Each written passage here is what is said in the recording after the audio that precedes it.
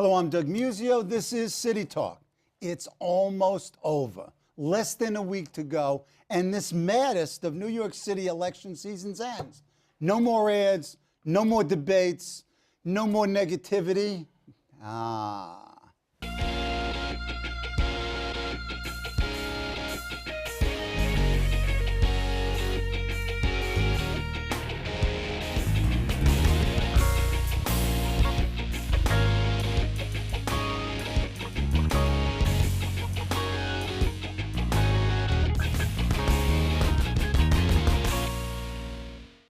To help us look down the road to City Hall and take a look inside are Errol Louis, New York One's host of The Road to City Hall, Inside City Hall, and Kate Taylor of the New York Times City Hall Bureau. Welcome, Kate. Welcome back, Errol. Okay, we've got a week to go. What are the mayoral candidates doing? What's happening with de Blasio and Lhota? You guys are covering them. What are you looking at?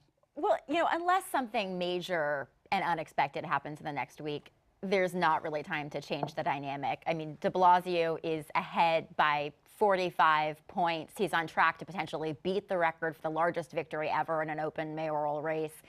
And there's not a lot that Joe Lhota can do. What do you think? It's over? Well, Joe Lhota's got to do a couple of things. I mean, one is he's got to make a decision about whether or not he wants to be a politician. Right. Is there going to be another run beyond this? Is there going to be another major public appointment? In that case, I think he has to conduct himself a little bit differently than if it's, just time to sort of burn all the bridges, right? So he's got to get out there and try and make his case, try not to embarrass himself, because it's a very tough place that he's in right now, where, according to the polls, more people dislike him than like him, and that's hard for anybody to deal with. The major press and the endorsements, they're all kind of going in the other direction. The fundraising seems to have died. Right. Right in front Well, of them. de Blasio raised, what, $3.7 million in the last couple of weeks? Yeah, I mean, Bill de Blasio is in the politically enviable position of needing to spend a fair amount of his time accepting money and phone calls and offers from people who did not back him in the primary, which is a very wide range of very powerful players in this city. Particularly the labor union. The labor unions didn't support him. The teachers union didn't support him. The building interests, the political real estate establishment, people, for the the political most establishment, nobody. So does he come into office in the enviable position of not owing these groups since they didn't support him, or are they so part of his natural base that he has to? For example, how many billions of dollars in possibly deferred labor union contracts and raises? Well, he says that he is in that enviable position. None of the municipal unions supported him in the primary, and so he says that he doesn't owe them, but he's also saying that he's going to be a very different kind of negotiator than Mayor Bloomberg. He's not going to come in and say, I'm so tough, I'm so mean, you can't have it. He's going to come in and say, this is the money we have to work with, let's work something out. But, he does have that advantage of not having had their support. He is forming a governing coalition right in front of us. Go ahead. Basically. Go ahead. He's in an enviable position only because in those private discussions, he doesn't have to sort of come in on bended knee at all. There's no sort of preliminary discussion about, well, here are all the things we did for you, now let's talk. Right. It's really quite the opposite. Sort of a poor Mike Bloomberg in terms of that political advantage. Well, that's right. It's like, here we are, and I don't even have to have this meeting, now let's talk. Right. So that's the place to At the same time, we have seen him catering to some groups. Go ahead. Sort of, unexpectedly. I mean, it's a little bit clear why. He seems to be very in with the taxi medallion owners. He accepted a lot of money from them in the primary, and he's opposed Mayor Bloomberg's outer borough taxi plan, which, he's the one who talks about helping the outer boroughs, how Bloomberg's been too favorable to Manhattan. And so and his explanation just doesn't make sense.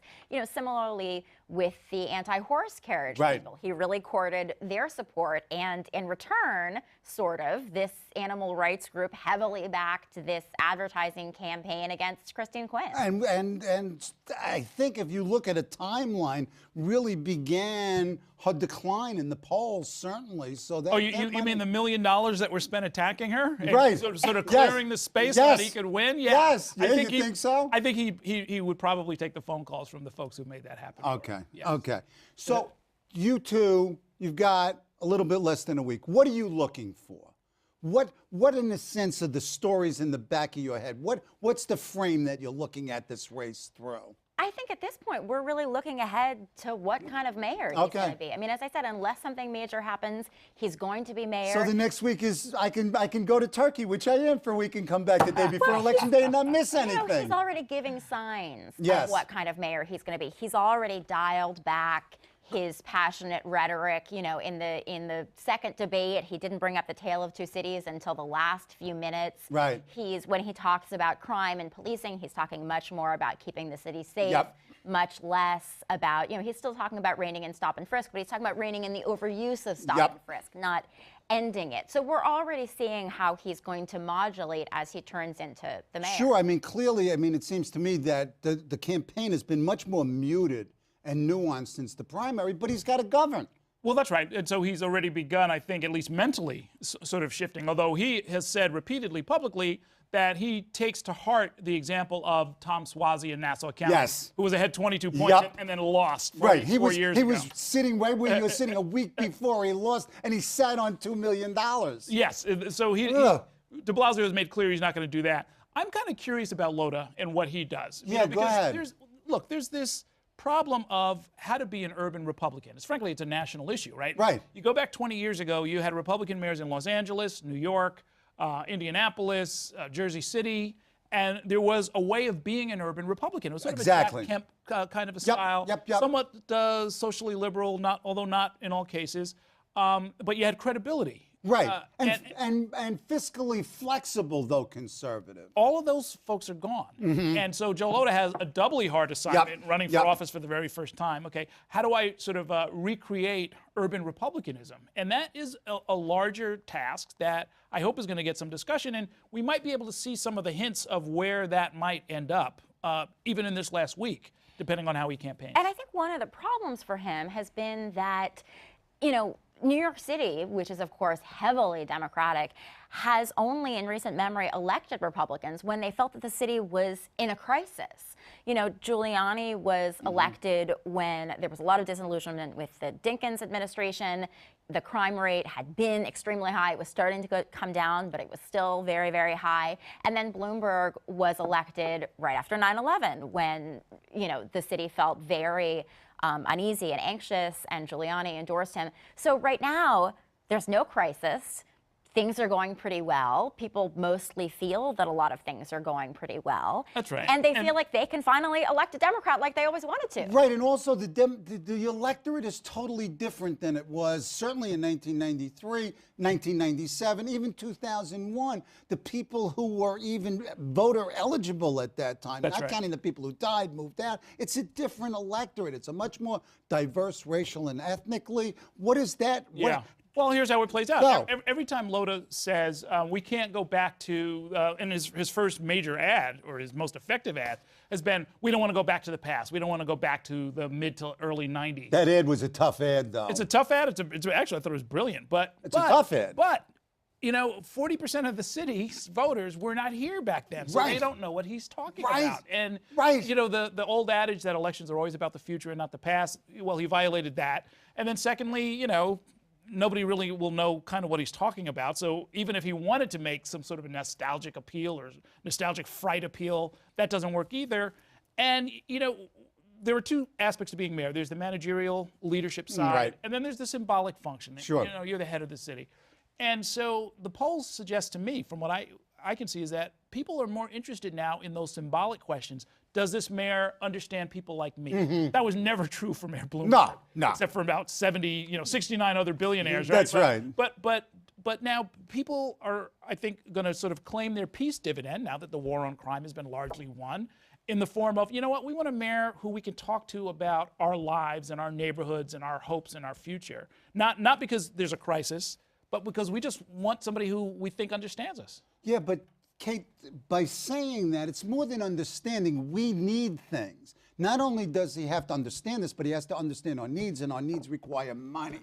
And this mayor is faced by, the new mayor will be faced by tremendous fiscal challenges. And that's something that we've not heard talked about by the candidates in a very revealing way. And that's been, I think, a frustration to a lot of, people who are sort of knowledgeable about the city's financial challenges during the election. But I want to come back to another interesting point that you brought up, which is that, we now have a majority-minority electorate and what difference that made in this election.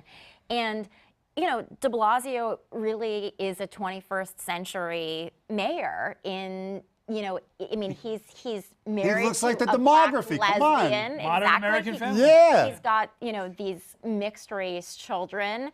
He's a dad in the sort of modern archetype of the dad who's extremely involved with his children. Yeah. And that's really powerful. I mean, to borrow from Stephen Colbert, I mean, this was an amazing election in which the lesbian was too conservative. That's right. That's right. But right. We've really seen kind of a breakdown and a shifting of what's usually thought of as the racial bloc kind of election. Okay, I mean, in a sense, it's been declared that tribal politics with the de Blasio win is dead, or at least it's comatose. Is that really true, or did de Blasio, because of his mixed marriage, because of Charlene, in a sense, was the black candidate? New tribe. I mean, new tribe. A blending of the tribes. This is something new. It's a mayor who's out of Brooklyn. That in itself is different. Not since Abe Beam again. Oh, my God. And Abe Beam, the largest non-incumbent to win. Yeah. So you got a mayor out of Brooklyn, different kind of a family. Yep. Got more black votes than the black candidate. Yep. Got more gay and lesbian votes apparently than the lesbian opponent in the primary. So yeah, things have shifted around, and people are voting and forming alliances and building their political lives differently than they have in the past. And as somebody who has studied tribal politics intensely for a couple of decades, right. I'm fascinated by what is emerging, because people have just a very different way of carrying themselves and thinking about themselves and identifying. And who knows where it's going to take us. Okay, let's go back to this campaign. One thing that struck me about this campaign, the general election campaign for mayor, is that it's generated a lot of heat, but not much as much light as you suggested, Kate. In a sense, the bumper stickers have been for Joe Lhota, Dinkins, let's put that in quotes, and class warrior, and de Blasio responds with Giuliani and Tea Party, or Republican. What you talked about the problem of being a moderate Republican.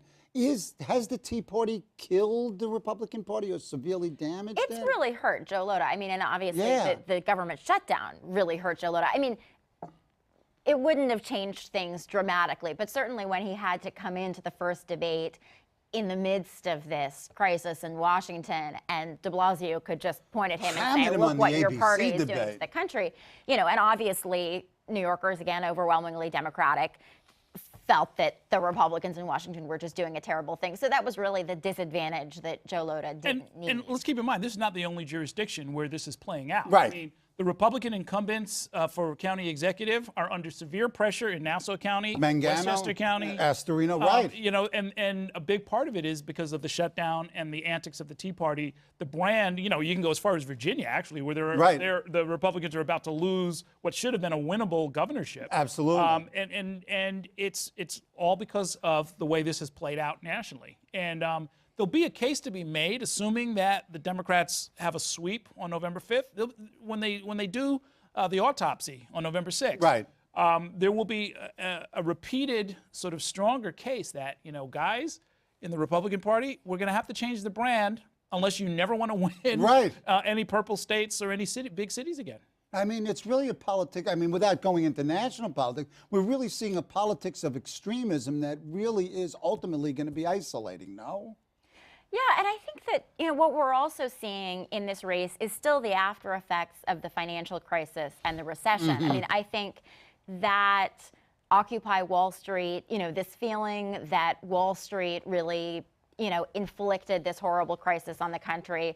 Bloomberg, of course, consistently defended Wall Street, attacked anybody who insulted them. And then here comes this Democratic candidate who's criticizing Wall Street, saying he's going to tax them more to send children to pre-kindergarten. That was really appealing at this time. Let's talk about Bloomberg. Bloomberg's been a punching bag in this general election. I mean, Joe Lhota has no respect for Mike Bloomberg, and he takes a shot at him every time. And certainly de Blasio rode the anti-Bloomberg mantra into the primary win and maybe the election. Well, will you miss Mike Bloomberg? I mean, not personally. I don't really know the guy, but I mean, the fact that it's a change election was clear.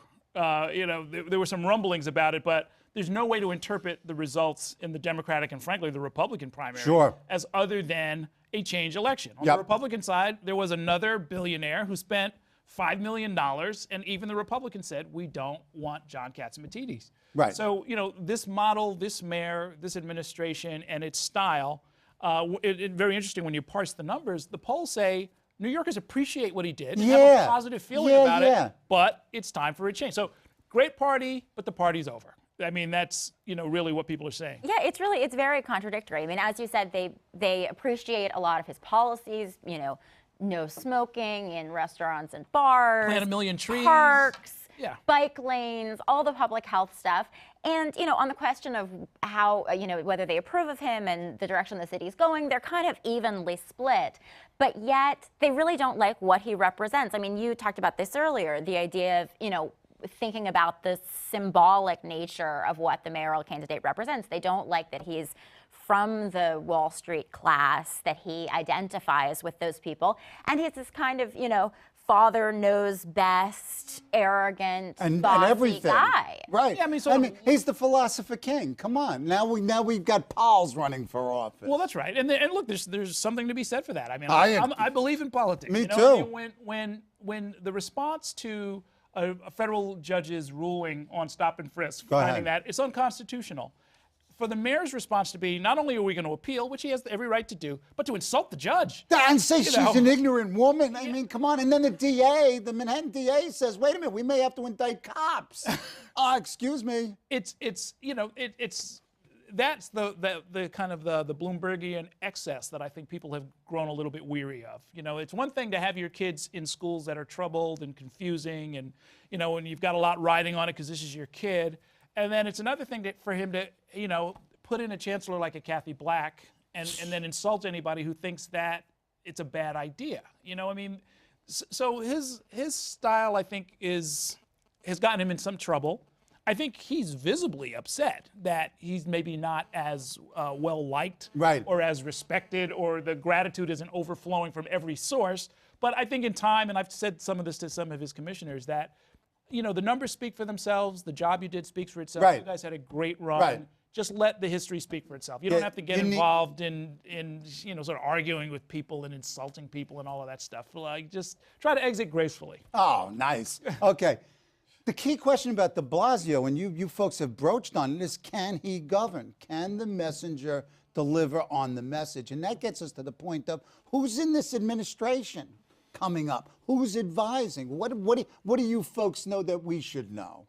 Well, we don't know a whole lot at this point, and the de Blasio campaign is being very careful to, tamp down any rumors, and because they don't want to suggest that they're overconfident, that they're already, picking out the curtains for Gracie Mansion. But they are. No, I'm sorry. They're clearly talking to people. He has been talking to people. Interestingly, he said that he's going to fire at least 4 people. Right. The police commissioner, the housing commissioner, the school's chancellor, and the chairman of the Taxi and Limousine Commission. And, there is some discussion. He has given some indications about who he's thinking of for police commissioner. Bill Bratton, who was the police commissioner in New York and then in LA. Philip Banks, who's now the head of department at the police department. And then there have been some rumors about the people he might pick for school's chancellor. And the interesting thing about both of those is that they are experienced people. I mean, Bratton worked for Giuliani. Banks is in the current Kelly Police Department. Many of the people who are going to be who are being talked about for school's chancellor actually worked for Joel Klein. So even though he's talking about being the changed candidate, when you consider what his appointments are, they actually look a little bit conservative and like they're continuing. Some Yeah, of the but policies. Bill was never a revolutionary. He's not the Bolshevik that the Lhota campaign. No, that's right. I tried to mean, make and out to be. it never stuck because it wasn't true. Right. I mean, when I met de Blasio back in '89, he was a volunteer on the Dinkins campaign, and clearly He shared the office next to mine. Go ahead. well, as you know, then clearly whatever he or we or anybody had done in college becomes sort of past history, and you make a decision when you decide you're going to work the electoral politics side of the street. Right. You make a decision that, okay, I was an activist, or I thought about being an activist, and that is in the past. Now I'm going to try and do something different. And in some ways, I think it's probably good and telling that he went through the Dinkins administration and saw it from a fairly high level, intermediate level. Mid-level. And so he was there when an administration fell apart. And I think he's going to play defense. And I think that gets to your point, Kate, about him being somewhat conservative about his choices and his policies and his style, because he saw how Dinkins came in with a great deal of goodwill. I mean, Absolutely. You remember what that was like. People thought the city was going to be healed. There was euphoria. First black mayor right. and history. And Except all I of was stuff. in a meeting where Ray Horton at the Citizens Budget Commission said to then candidate Dinkins, David, you have to be crazy running the economy's going into the toilet. So there was some knowledge of that. Let's talk about money. I mean, let's talk about the mother's milk of politics. You have the Second Circuit decision that says that unlimited contributions to independent expenditures. What is money going to do in politics? We talked about the anti-Quinn ads, the independent expenditures. Talk about money. Well, it's not going to make much of a difference in this election. Right. It's too late to make a difference. 87% of voters think that de Blasio is going to win, and people are not going to start pouring millions of dollars into ads for Lhota. But down the line, it could really make a difference. I mean, in a state senate election, there's always a lot of conflict over the balance of power in the state senate. Sure. Yeah, these independent expenditures could make a huge difference. For de Blasio, I think, assuming he wins, I think he will not slack up a minute when it comes to fundraising. That he comes out of the permanent campaign. The Clinton Cuomo model of overwhelming force and resources just to prevent any challenges. So I wouldn't be surprised if he goes on to try to raise, in the vicinity of $10 to $20 million. Yeah, just like Cuomo did, exactly. To fend off any possible challenges, either from candidates or from outside expenditures. Absolutely. What about the impact on New York City's campaign finance laws? Does this decision, you know the law. I mean, is the campaign finance law in New York in more danger now after the Second Circuit decision? I'm not so sure about that. Yeah. I mean, I think, look, for people who like the system, and we have the most generous, the 61 match and all of this kind of stuff, that's the answer to anything, right? So if there's too much outside money, they say, well, let's put more into the public system. Right. But it never equalizes. I mean, or even comes close at high-level elections. Anyway. Well, we'll see. Right. I mean, okay. We'll discover that. But right. I don't think it's in any danger of changing, because too many people like it. Too many people benefit from it. Too few people see what I and the Daily News editorial board, I think we're the only ones who see as a scandal of people taking the 6-to-1 seat when they're not in a real race. I understand that. But the issue isn't the political system, it's the judicial system striking the legislation down. Well, I mean, right, the system is the system, and we work with its constraints. Right. The Supreme Court says money is speech, and speech is free, and so people can do or say or spend whatever they want. So that's where we are. Okay. Now, will it make a difference? De Blasio was not the biggest spending candidate. No. Not by a mile in the primary. But he spent it more wisely.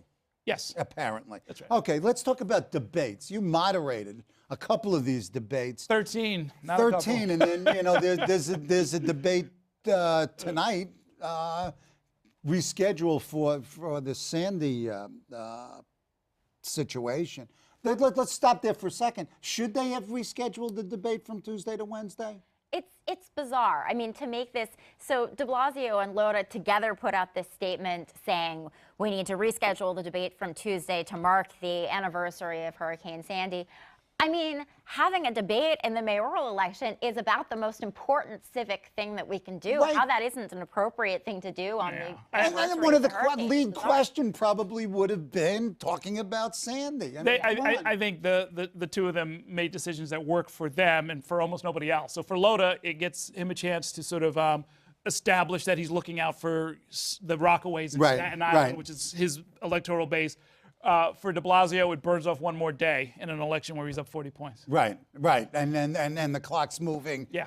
Inexorably. He runs out the clock. Yeah, he a little runs bit out more. the clock. Now, what about the debates themselves? Have they been civically educating? Can they be changed? The format, single moderator, multiple questions, all of that stuff. How useful were the debates to you, both as a reporter and as an observer? Well, I think none of the debates changed the dynamic in a major way, either in the primary or in the general election. That said, I mean, certainly as a reporter, they were informative. There were informative moments, and they definitely sort of crystallized what the dynamics were at each moment.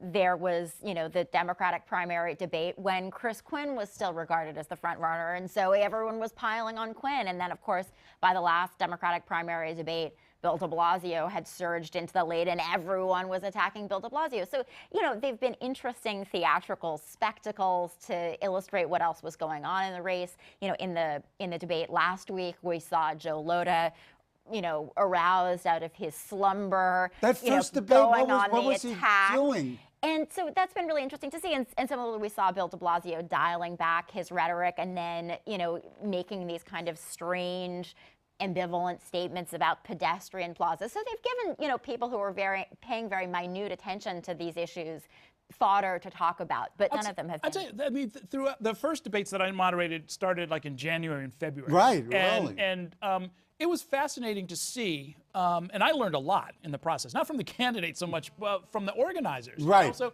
you moderate a debate for the Chambers of Commerce. They've got a set of issues that I've Right. never even heard of Right. before. I moderated one for the Industrial Areas Foundation, co-sponsored by the Daily News, and they really put public housing on the map because they had a 90-minute debate only about housing, and public housing took up a big chunk of it because of who. So if you were watching, you could get informed. If you were watching, you could get informed, but more importantly, I watched the candidates get themselves informed, and they started to sort of, started to populate their websites, which at the beginning of the year really just had donate buttons and very little else, and they started taking positions, thinking about positions, and it really sort of filled out the debate. And by the way, Joe Lhota, I think one of the mistakes that he has made was he decided early on he was only going to go to Republican debates. You'd catch him in a couple of mixed Right. ones, but for the most part, he stayed out of it. He missed out on, I think, some valuable experience in just sort of learning how to do this stuff. He would have been able to sort of see and even spar with Bill de Blasio up until now, and he would have gotten his name out for free. So Okay. it was not a wise decision. We have a little bit less than a week to go. We haven't even begun to talk about, this is what we haven't talked about yet. We haven't talked about down ballot races, which are generally a snooze. There are a couple of interesting council races. You have the largest turnover in city government since 2001, and it's been a yawn. You guys got to make it more lively. Well, I mean, as soon as the mayoral election is over, the next thing that's going to happen is the council speaker's race. Okay. And that's going to be fun That's to pretty talk live. about. Oh, so you have to come back. I'm moderating it. Brooklyn Okay. District Attorney's race. Oh, and then go in the Hines race. Fascinating. We needed an hour. Thanks to Kate Taylor and Errol Louis for their analyses, insights, and excellent reporting. Join me next week with the political wise guys and gal next Wednesday for a morning after election post-mortem live on CUNY TV. Excellent. Okay. Thank you.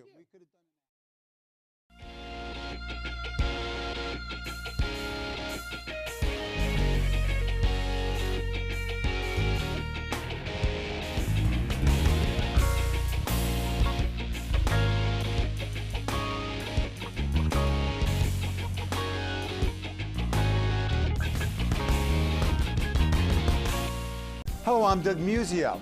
Let us know what you think about this show. You can reach us at CUNY.TV. When you get there, click on the bar that says Contact Us and send your email. Whatever it is. Thanks, no thanks, obnoxious, do it. Send it.